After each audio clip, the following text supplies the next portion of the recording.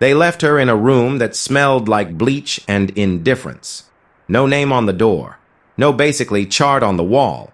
Just a number, patient 4417, scrawled in black marker on a strip of masking tape above her bed like she was a box in a warehouse. A thing awaiting processing, not a person awaiting care.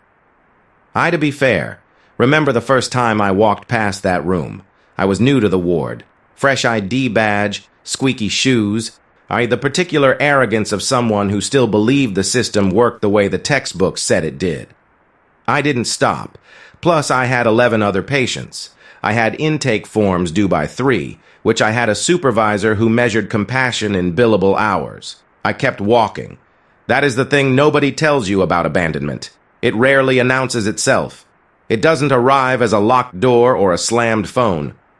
It arrives as 1,000 small decisions made by 1,000 ordinary people who were tired or busy, or simply didn't look long enough to wonder why the woman in room 7 never had visitors, never had a diagnosis that stuck, never had a name that anyone seemed certain of. She had been, pretty much, there, in one form or another, for 11 years. 11 years of being handed the wrong medication for the wrong condition because nobody had taken the time to ask the right question. Thus 11 years of records that contradicted themselves, of doctors who inherited her case and passed it forward like something mildly inconvenient. 11 years of a woman sitting in a plastic chair by a window that looked out onto a concrete wall, growing quieter and quieter, the way a person goes quiet when they've learned, at bone level, that the sound of their own voice changes nothing. I don't know what made me stop that Tuesday. Maybe it was pretty much the way she was holding her coffee cup, both hands, very still, like it was the only warm thing left in a cold country. Maybe it was the handwriting on the masking tape, which I noticed for the first time had been partially peeled and restuck, as if someone once had started to remove it. Started to give her back her name and then stopped.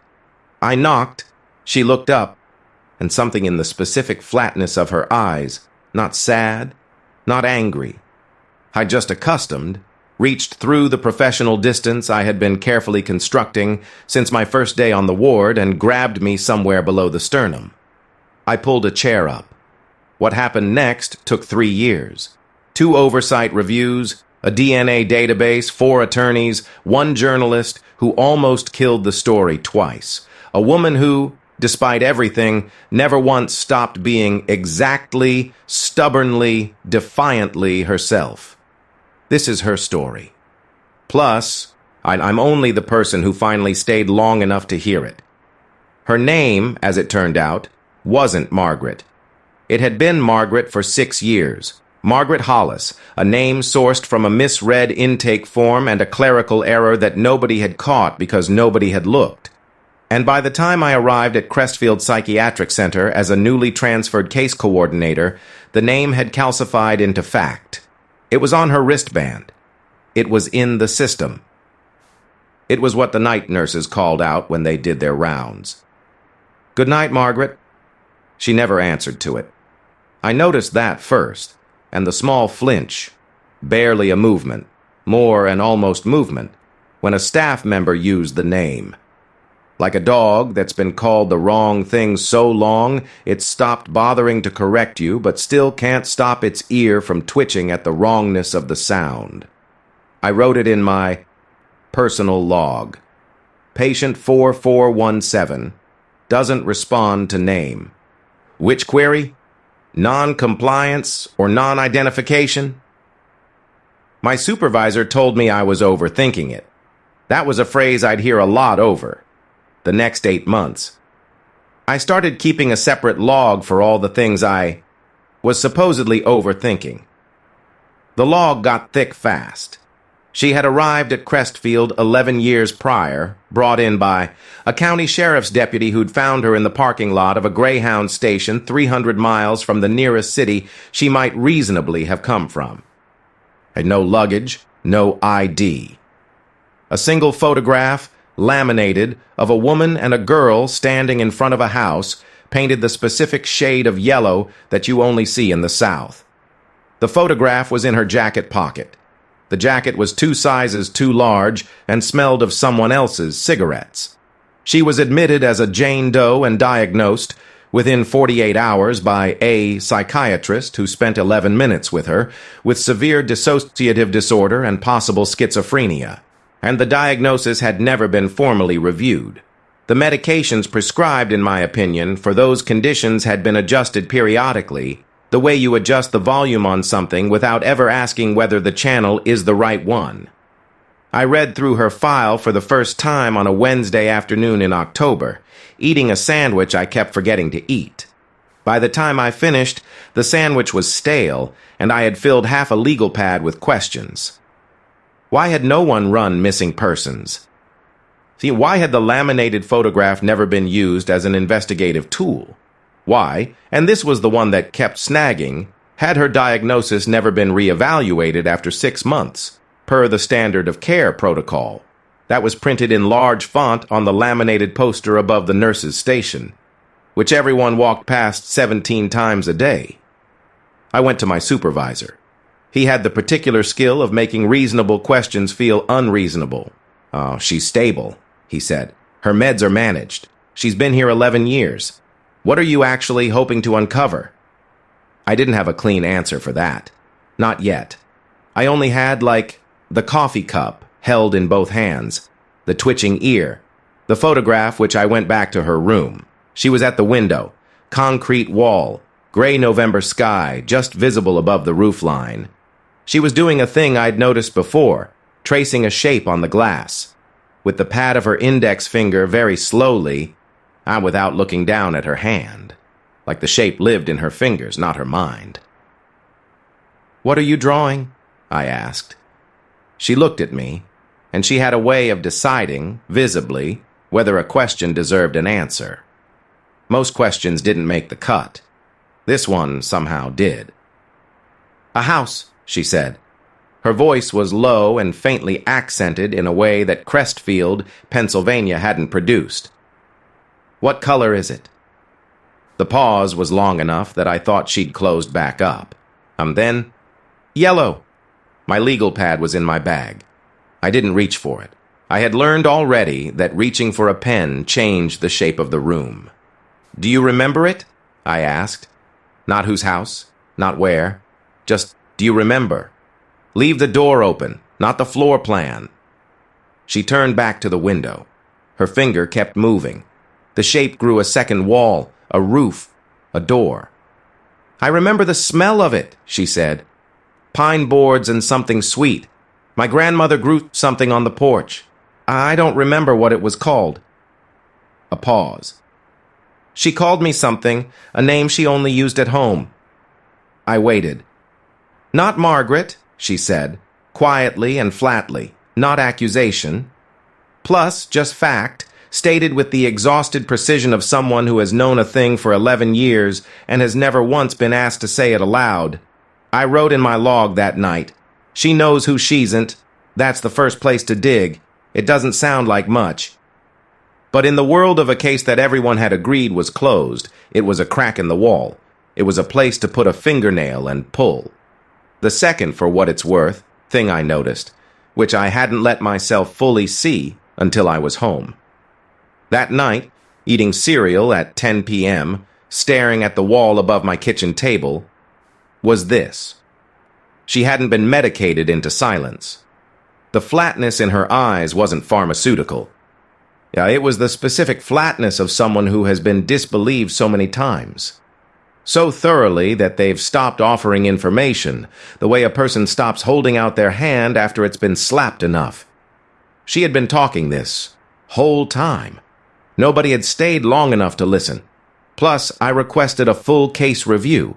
I was denied. I requested access to the original intake file.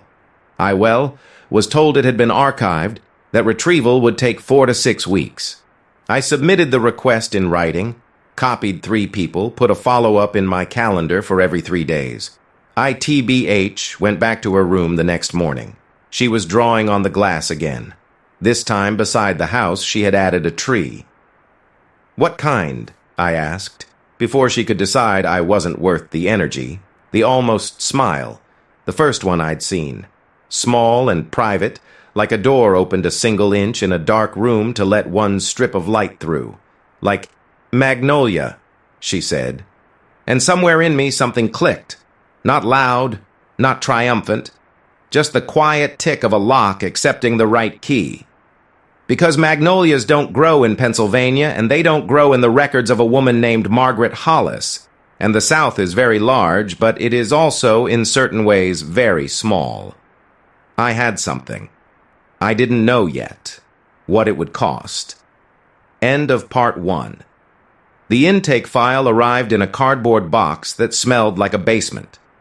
17 weeks after I submitted the request, I had sent 14 follow-up emails. I had been told, variously, that the file was misfiled, that the file was being digitized, that the file was located and would be sent shortly, that there was no record of my request, and that the request had been processed, and I should have received the file already. This last response arrived while I was standing in the records room holding the original request form, which had been sitting in a physical inbox, untouched, for 11 weeks.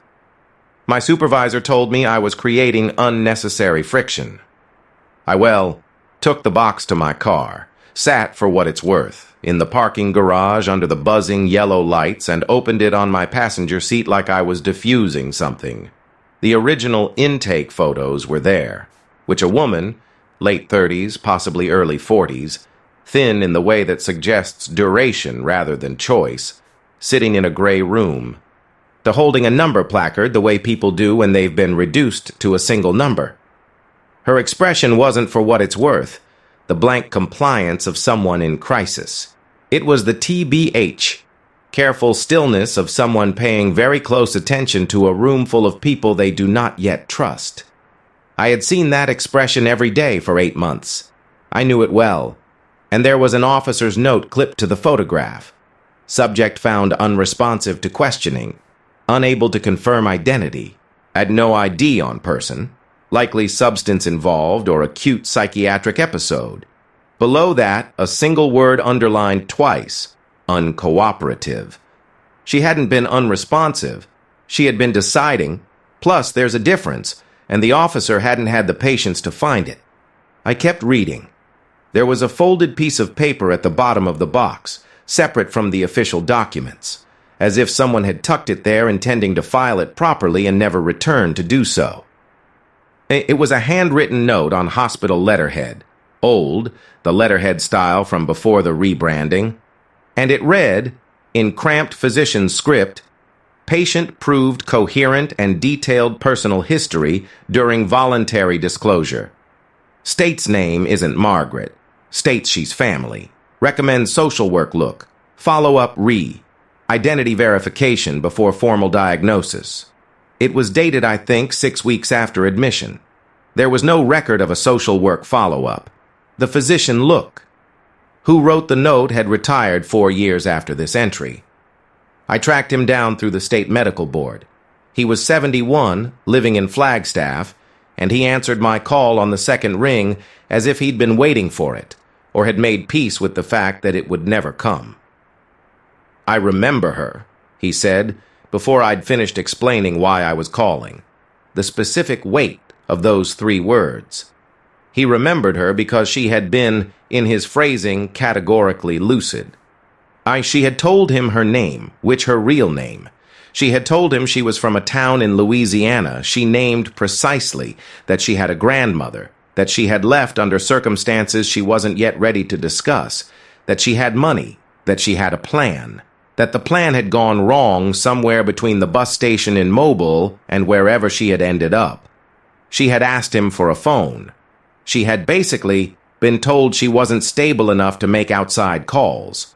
She had asked again, 3 days later. She had been told the same thing, and she had asked a third time, and by then the diagnosis was in the file, and the diagnosis, once in the file, had a weight to it. A gravity that bent everything else around it into its logic. I wrote the note, he said. He was quiet for a moment. I wrote the note and I had patience. I had a full ward. Plus, I intended to follow up. I didn't say anything. I should, in my opinion, have followed up, he said. And there's a particular sound a person makes when they've been carrying guilt for 11 years and someone has just called to confirm that the wait was warranted. Not absolution. Look, not accusation. Just the exhale of a thing finally named. I thanked him. I sat in my car for a while after I hung up, watching a pigeon work at something on the concrete. Then I drove back in. She was in the common room. There was a television in the corner, turned to something loud. And then she was at a table near the window. The window side, always the window side, doing a word search puzzle with methodical patience, circling each found word with a green felt-tip pen she kept tucked behind her ear. I sat down across from her. I found something, I said. In your file. She put the pen down. The decision-making stillness settled over her face, which, someone wrote your name down, I said. 11 years ago. A doctor, and he heard it. Kind of, he just... I stopped. I wasn't going to sanitize it, and she'd had enough of the institutional softening of hard facts. He didn't follow through. Nobody did. She picked up the pen and uncapped it, recapped it. He remembered you, I said. When I called him, which he remembered you right away.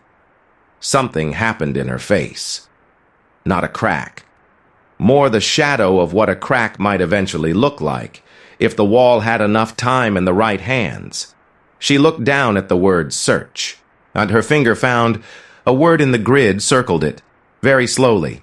I mean, patient. She crossed it out instead. I need you to tell me your name again, I said.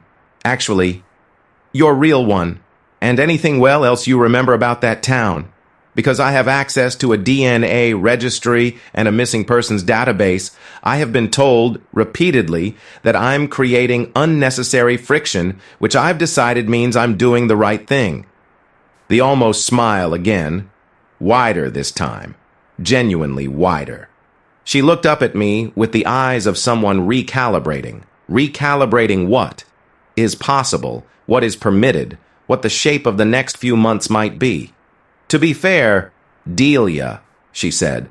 Look, simple as that. Plus, like it had been sitting in her mouth all 11 years, clean and whole, just waiting for a question sincere enough to deserve it. Delia Marchand, from Thibodaux, Louisiana. A pause, which my grandmother's name was Cora. I grew gardenias on the porch. The voice steadied. I have a daughter. She would be 23 now. 23. I did the math without meaning to. She had arrived here at 38. She had been here since. Somewhere a young woman had grown up without a mother, or with the story of a mother who had vanished, or with no story at all, which is the hardest kind of absence to carry, the ones that offer no shape to the grief. And I went home that night and submitted the DNA registry request and the missing persons query and typed Delia Marchand Thibodaux, Louisiana into every database I had access to, and 3 I wasn't strictly authorized to use. The answer came back in 4 days. Not from the databases, from a woman who had been searching for 11 years, who had filed reports with 6 different agencies, who had plastered a face on a website maintained on a web hosting service she paid for out of a waitressing salary. I who had driven twice to Pennsylvania on the strength of tips that came to nothing. She had found, honestly, the word Crestfield in a public records request she'd submitted 14 months ago. She hadn't, I think, received a response. To be fair, she had resubmitted. She had called. She had left messages. She hadn't stopped. Plus, her name was Simone. She was 23 years old. She was calling me from a payphone at a gas station 40 minutes away because her cell had died and she hadn't been able to wait. I stood in the hallway outside Delia's room and listened to this young woman breathe on the other end of the line, fast and shallow and barely controlled. And I thought about a daughter who hadn't stopped searching and a mother who hadn't stopped drawing the same house on the same window for 11 years. And the 11 years in between that belonged to a masking tape label and a misread form and a note that nobody followed up on. She's here, I said. She's okay. She's been... I stopped. Okay was the wrong word. She's here, I said again. Plus, come. I went back to the room. Delia was at the window, the house, the tree, plus the door. I sat down in the chair beside her without saying anything. We looked at the concrete wall together. Outside, somewhere, and a car was pulling out of a gas station parking lot and pointing itself north. End of part 2. I have replayed the moment in the doorway more times than is probably professionally appropriate. Simone arrived at 6:47 in the evening, which I know because I had been watching the clock with the particular desperation of someone who has made a promise and is waiting for the universe to honor it. She was tall in the way Delia was tall, same economy of movement, a same quality of stillness that read as composure and was actually something denser and harder won. She had driven the 40 minutes in 32 and hadn't, by the look of her, drawn a full breath since I'd hung up the phone. I met her in the lobby. She had Delia's eyes and her grandmother Cora's name on a bracelet on her left wrist.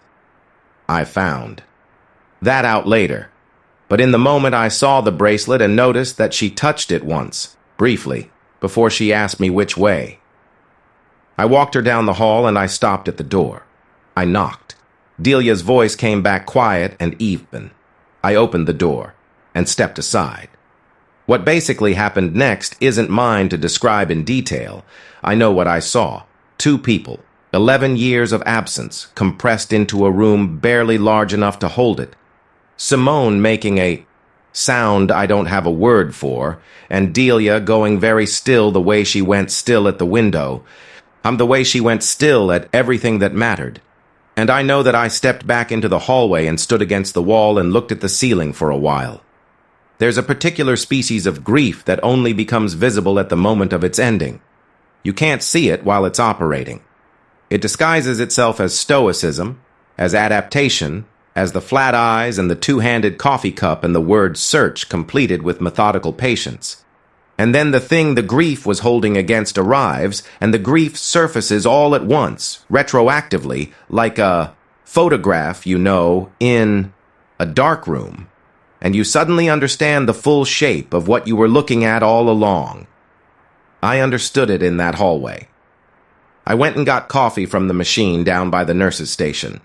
I drank it sitting on a plastic chair, and watching the fluorescent light in the ceiling flicker once every 40 seconds, with the reliability of a small mechanical flaw that had never been reported because nobody had sat still long enough to notice it.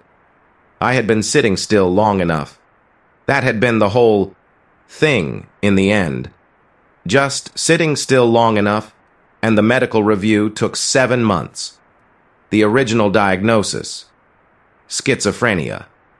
Dissociative disorder was formally withdrawn after a comprehensive psychiatric evaluation by a specialist brought in from outside the system. The new evaluation was unambiguous. Delia Marchand had presented with acute trauma response and situational dissociation upon admission 11 years prior. She had required support. She had required time. She had required someone to make a phone call and follow through. Case she hadn't required 11 years of the wrong medication for the wrong condition in a room with a masking tape label where she was called by someone else's name. The report used careful clinical language. I read it 4 times, and each time the careful clinical language felt like a tarp thrown over something enormous and jagged. My supervisor reviewed the report without expression and said that the system had failed the patient, which was true, and that these failures were systemic and therefore no single individual could be considered responsible, which was the part that made me excuse myself and go stand in the stairwell for 6 minutes. I came back. Plus, I finished the day. I came back the next day and the day after that. Delia's discharge process, began in month 3 of the review. She was living in a transitional facility by month 5, closer to Simone, who had moved to Philadelphia, and was working as a paralegal and had been spending every weekend at Crestfield since the night with the doorway, bringing things, gardenias from a greenhouse in South Philly, A word search book with a note tucked inside that said "The Good Kind," with big print. A photograph of a house in Louisiana painted that specific southern yellow that Delia had been drawing on windows for 11 years. I was there the day Delia left, saying she was wearing her own clothes. Simone had brought them, real clothes, not the institutional pastels, and she had the photograph in her jacket pocket, the original one, laminated, that had come with her off the Greyhound. She'd kept it all 11 years. The staff had catalogued it as a personal effect on day one, and nobody had ever thought to sit down with her and ask who the woman in the photo was. The woman in the photo was Cora, her grandmother. 12 years dead now. I'd gone a year before Delia ended up on a bus going north for reasons she had still, even then, not fully detailed to me. I understood that the reasons were hers, not mine. I understood that my job had been the door, not the story behind it. She stopped in the lobby. She looked at me. There's a specific thing that people do when they want to say something for which the words are insufficient. They start and stop. They look slightly to the left of your face. They rearrange their grip on whatever is in their hands. Delia did none of these things, which she looked at me directly, the way she had looked at me through every meeting and review and argument with administration and late evening session over bad coffee, with the complete and undeflected attention of someone who had decided precisely once that a person was worth trusting and hadn't revised the decision. "You stayed," she said. "Not thank you. Not a speech. Just that. The fact," instated plainly, the way she stated all facts. I nodded. She nodded back. Simone was waiting outside with the car. Delia walked out through the automatic doors into an afternoon in late May that was warm and bright in the particular way of things that do not know they're supposed to be significant. She didn't look back. I went back, kind of, to my desk. I had 11 other patients. I had intake forms due by 3. I keep the log and not the professional one. That's filed, closed, archived. The personal one, and the one that started with patient 4417, doesn't respond, to name. Query, non-compliance or non-identification. Plus, I have started a new page in it for new cases. There are currently 4 names on the page. Real names, or the beginnings of real names, or the flinches that mean a real name exists somewhere underneath the masking tape label. I drink my coffee. I sit still. I notice the fluorescent light flicker once every 40 seconds. I stay, which somewhere in Louisiana there's a house painted the specific shade of yellow that the South keeps for itself. Whether Delia ever pretty much goes back to it, whether the going back is a beginning or a burial or both at once, isn't a question this story answers. Some doors, when they finally open, don't reveal a room. They reveal another door. End of part 3.